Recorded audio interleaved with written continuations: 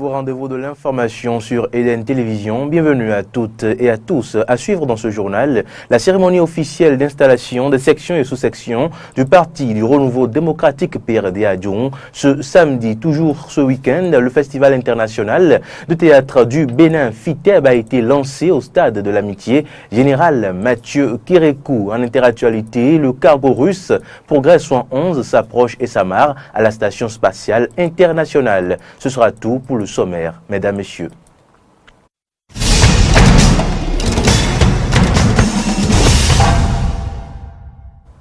C'est un plaisir de vous retrouver pour cette session de l'information sur nos antennes. Je vous le disais en titre, le Festival international de théâtre du Bénin FITEB édition 2018 a été officiellement lancé ce samedi 17 novembre 2018 au stade Général Mathieu Kérékou de Cotonou. La cérémonie a réuni les acteurs culturels du Bénin et d'autres pays. Reportage Martin Koudenonko et Fréyu Fiossi, Dipa Kano-François, Pongwede Rento. La 14e édition du Festival international de théâtre du Bénin, FITEB, a été lancée ce samedi 17 novembre 2018 en présence des acteurs du théâtre aussi bien nationaux qu'internationaux. L'honneur est revenu au directeur du FITEB, Eric Hector Rompin, de présenter d'abord le calendrier des activités culturelles de cette 14e édition avant de souhaiter la bienvenue aux uns et aux autres. Moi, il me reste à vous dire bienvenue et merci. Il me reste à vous dire que vous devez être fiers, vous qui avez accepté d'être ici,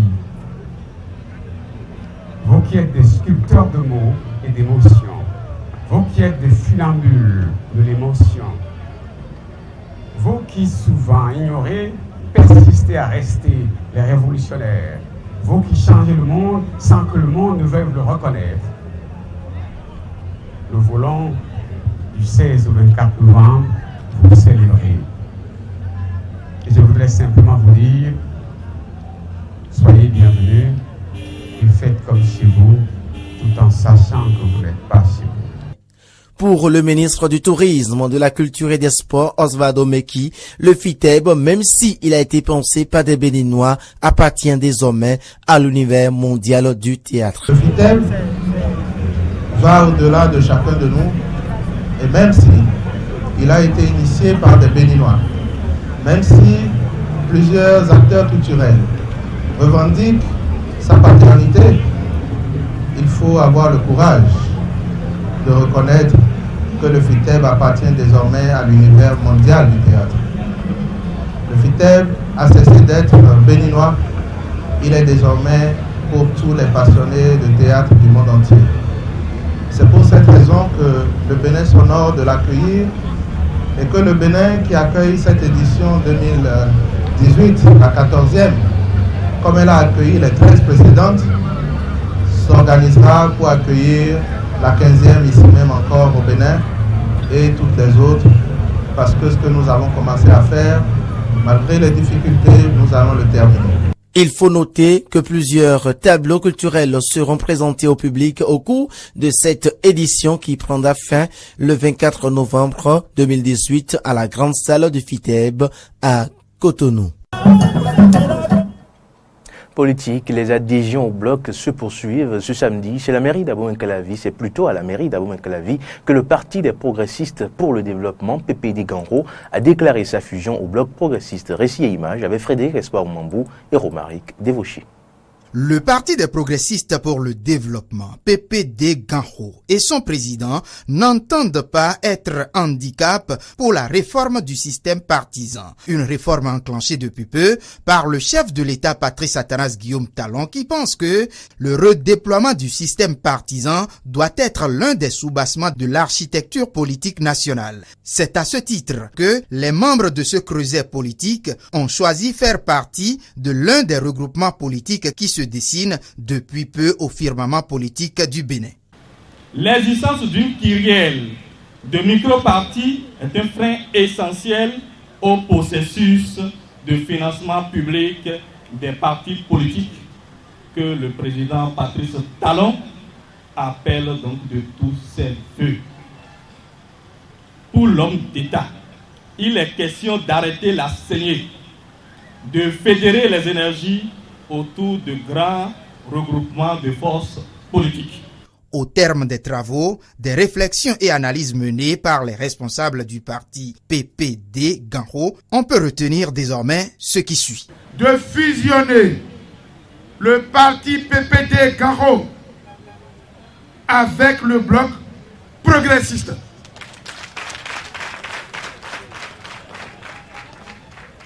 Le parti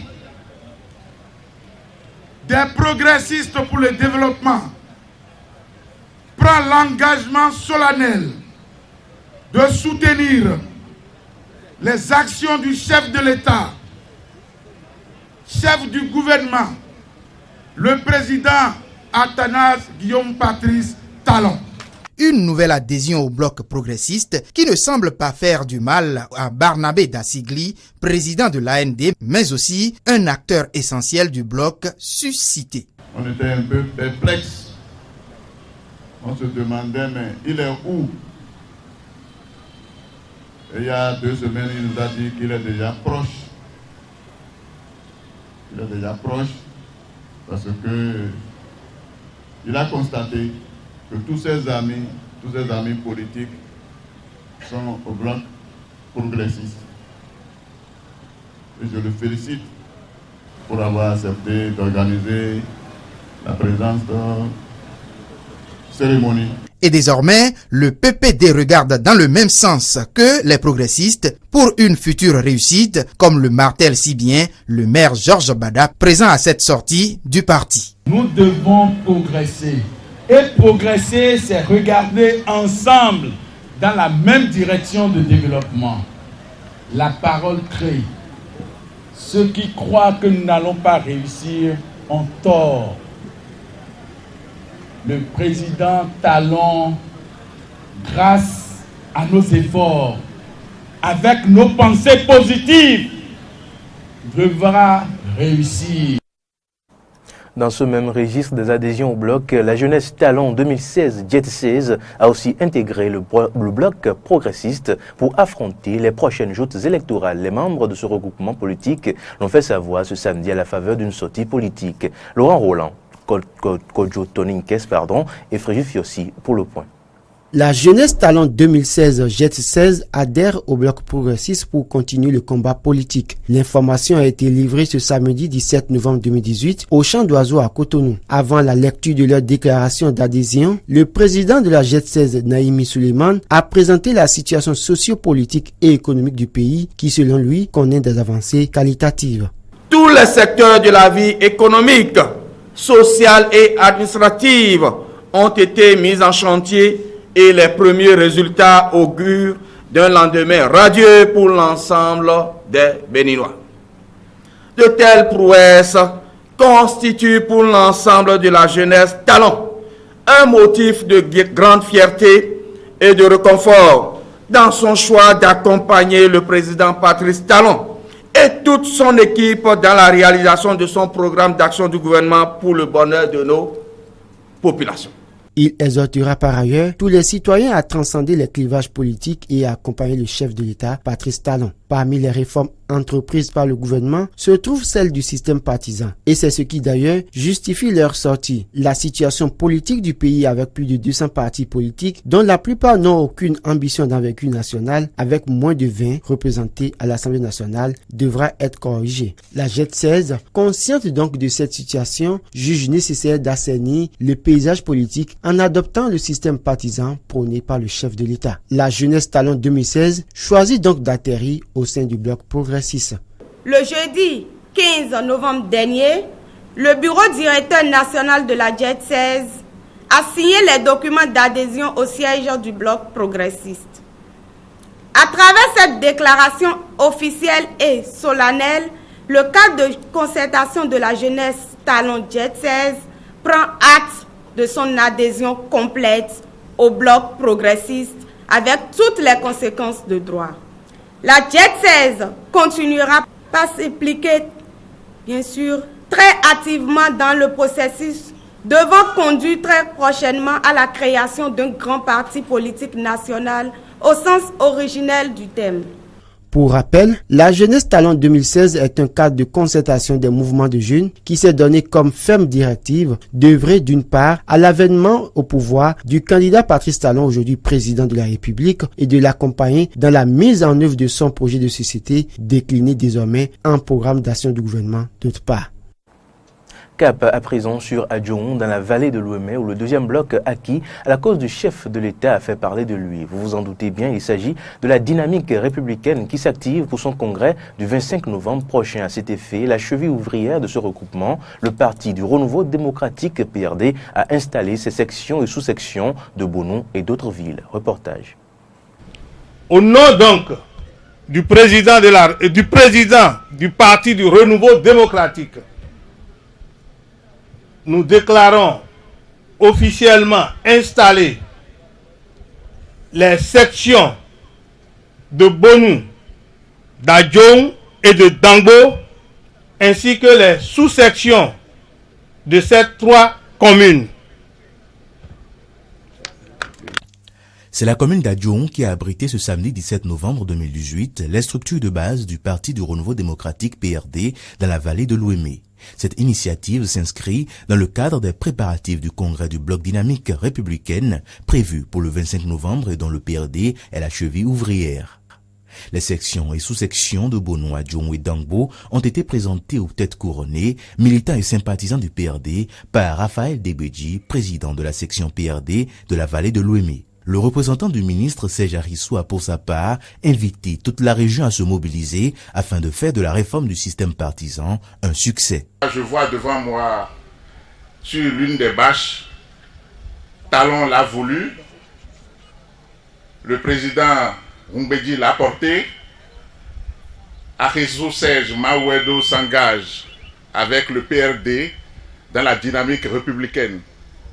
Donc je voudrais en son nom inviter toute la vallée de l'Ouémé à se mobiliser derrière le président Adrien Rumbedji et le président de la République pour que les jours à venir, nous puissions porter haut le flambeau que défendent depuis des années des femmes et des hommes vaillants que vous voyez devant vous ce soir.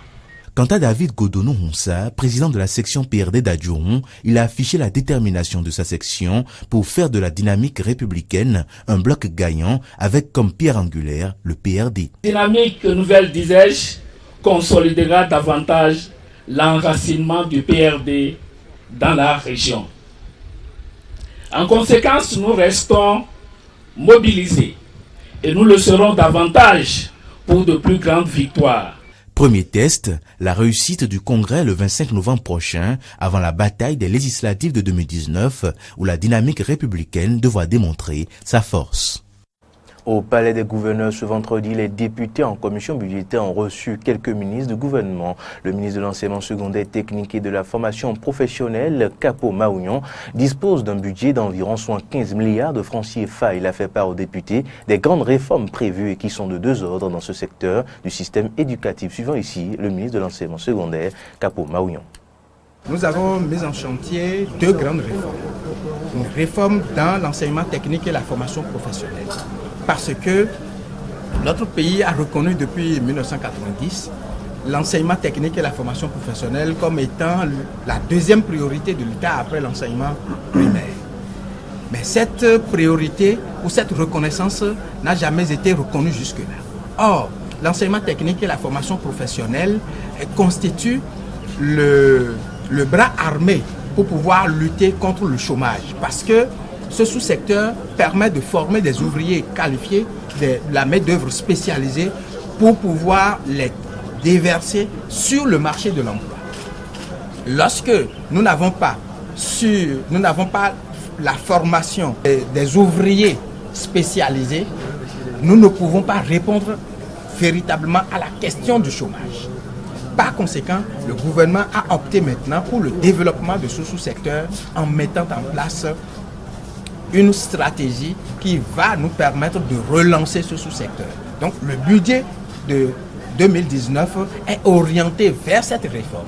La deuxième réforme concerne l'enseignement secondaire général.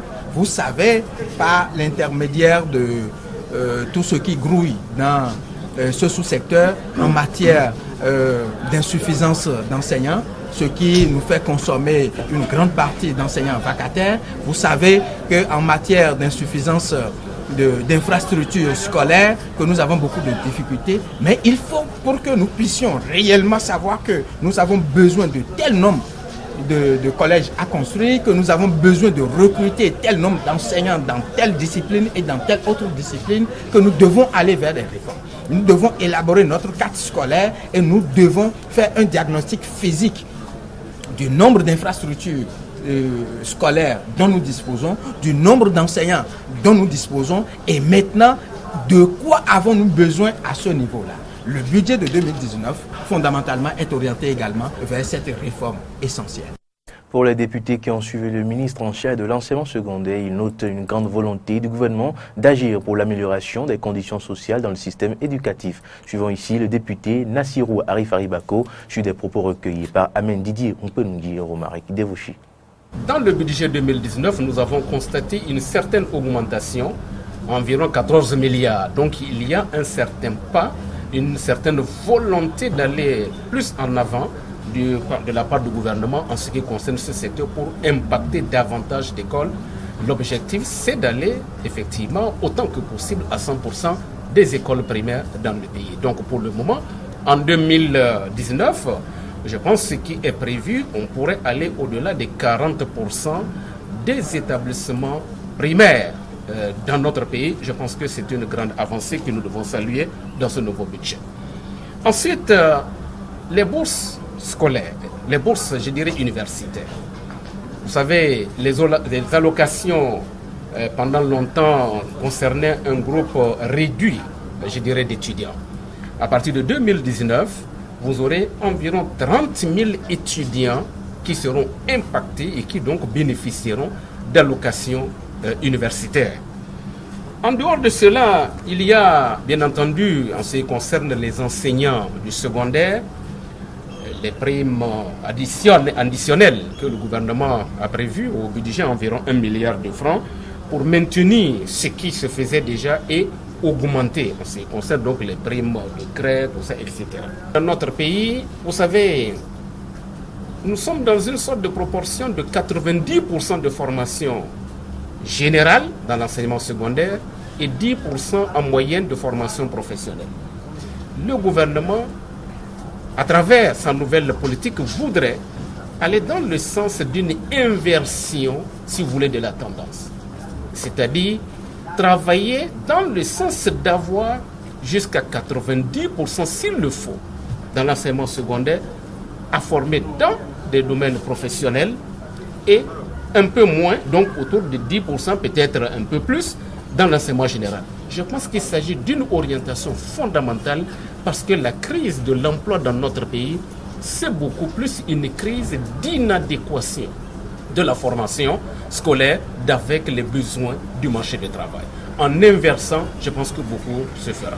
Et d'ailleurs, on peut noter qu'au cours de l'année prochaine, il y aura la création, je dirais, de formation de cycle court, Bac plus 2, dans des domaines professionnels comme les métiers du bois, la mécanique et autres, où on formera des gens compétents à mettre sur le marché, dont le marché a besoin, mais malheureusement pour lesquels il n'y a pas d'offre de formation. En interactualité, le cargo russe Progress 71 s'approche et s'amarre à la station spatiale internationale après le lancement récent d'une fusée Soyouz FG depuis la base de Baïnokour au Kazakhstan qui a mis ce vaisseau de ravitaillement sur orbite. Il s'agit du premier vol vers la station orbitale depuis la défaillance d'une fusée Soyouz le 11 octobre. Ce sera tout pour cette édition. Merci pour votre attention. À bientôt.